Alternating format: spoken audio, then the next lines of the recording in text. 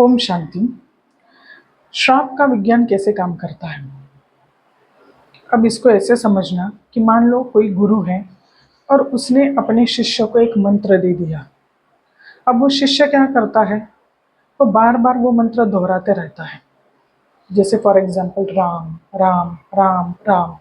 और जैसे जैसे वो दोहराता रहता है, एक टाइम ऐसा आता है जब वो मंत्र सिद्ध होता है। तो मंत्र कैसे सिद्ध हो गया?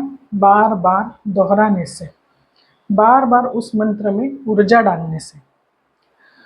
तो सपोज आपके साथ किसी का लड़ाई झगड़ा हो गया, किसी ने आपको बद्दुआ दे दी, तो सबसे पहले क्या होता है, जैसे ही किसी इंसान ने हमें बद्दुआ दे दी तो हम सबसे पहले उस चीज़ को स्वीकार कर लेते हैं, ले लेते हैं, ग्रहण कर लेते हैं, या फिर जिसको बाबा बोलते हैं धारण कर लेते हैं।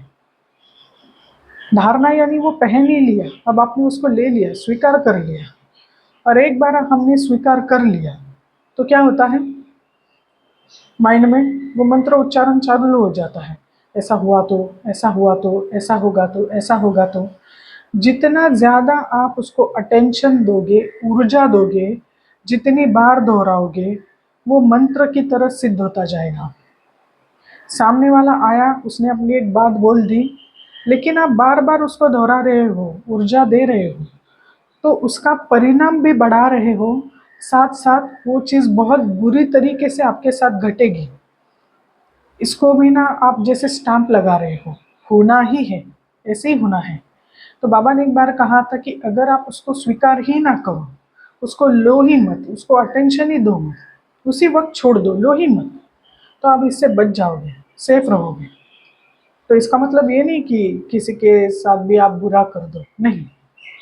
लेकिन अगर ऐसा किसी कभी आपके साथ ऐसा हुआ तो हमें वो चीज़ लेनी नहीं है, स्वीकार करनी नहीं है। तो जितने भी लॉ ऑफ अट्रैक्शन, मैनिफेस्टेशन हो, अफर्मेशन हो, स्वमान हो, ये सब क्या है? सकारात्मक सोच या सकारात्मक बोलो, ये बार बार उनको दोहराने का, रिपीटेशन का वही रिजल्ट है। सोचना इस बारे में। ओम शांति।